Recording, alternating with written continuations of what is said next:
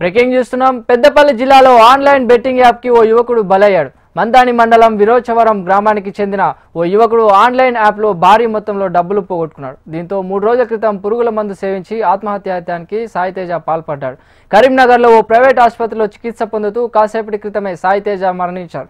మృతుడు సాయితేజ కుటుంబ సభ్యులు ఇచ్చిన ఫిర్యాదు మేరకు కేసు నమోదు చేసి దర్యాప్తు చేపట్టారు. గోదావరి ఖండిలోని ఓ ప్రైవేట్ ఆసుపత్రిలో సాయితేజ పనిచేస్తున్నట్లు సమాచారం.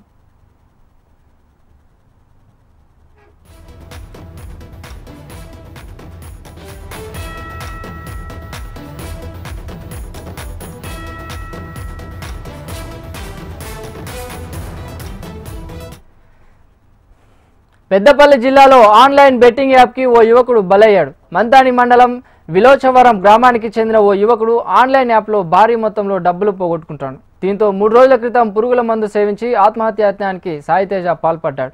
కరీంనగర్లోని ఓ ప్రైవేట్ ఆసుపత్రిలో చికిత్స పొందుతూ కాసేపటి క్రితమే సాయితేజ మరణించారు.